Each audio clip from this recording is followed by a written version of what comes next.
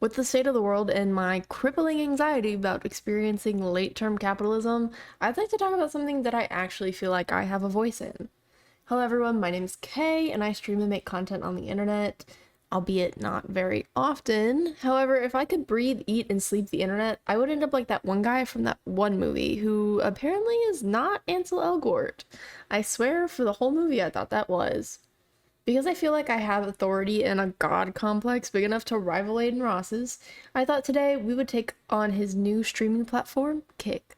And when I say his new streaming platform, I mean the one built for him because he got banned from Twitch for being a douchebag.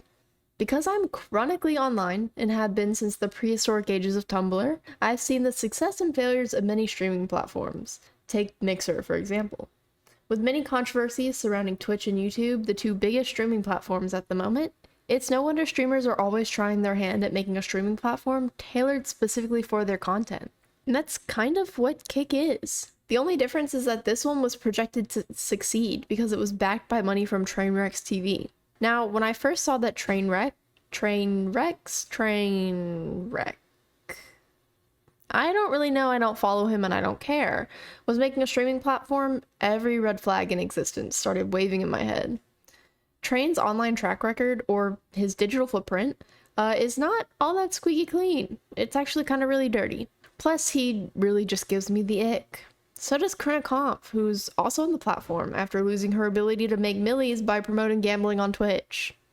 Guess selling her OnlyFans pictures for millions of dollars a month just wasn't cutting it. But the person everyone is talking about right now is Adin Ross, who, again, also gives me the ick.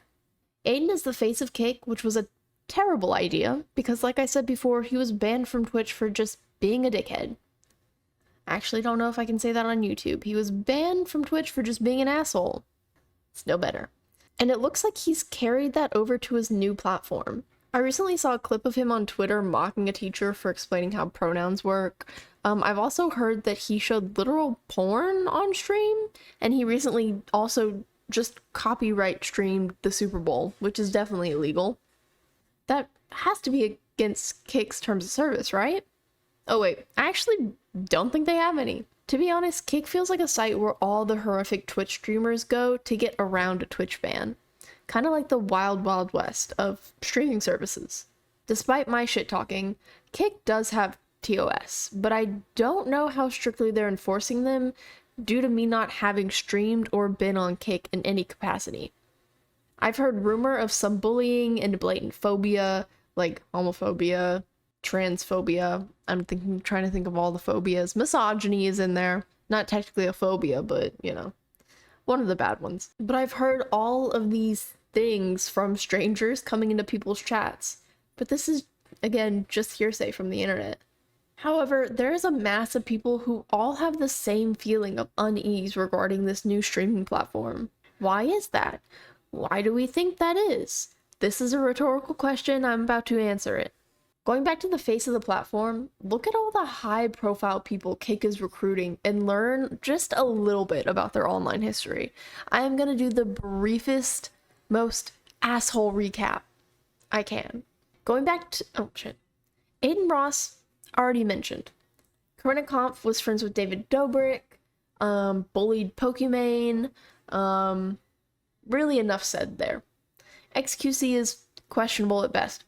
Trainwreck has made his living off of his gambling addiction. Speaking of XQC and gambling, who's gonna pay this man his $100 million? Oh, that's right. If you didn't see it, Kick just signed XQC for a 2-year contract for $100 million. More importantly, actually, who's gonna fund that hourly rate that Kick is gonna pay some of its creators? This is just a theory, but it's a theory that a lot of people have stated that they believe. And I haven't seen any proof of this, but if I missed it, please let me know, because me and you both know that I always love to be right. Kick is run off of gambling profits. I mean, look at the founding members. That's literally what they're known for. Also, the very first time I went onto the Kick platform, the top streamed category was gambling. And while I'm not mistaking these 2 points for correlation, I just think that it helps people put into perspective the likelihood that this site is run off gambling profits. These are some of the main reasons that I don't want to switch to Kick. A lot of people switch because they think that they'll make a profit or they'll grow at a faster rate, but these are inferences that just aren't true. If you're not growing at a rate which you feel is good for your brand on Twitch or YouTube, you're not going to grow at any faster rate on Kick. It's a similar discoverability system.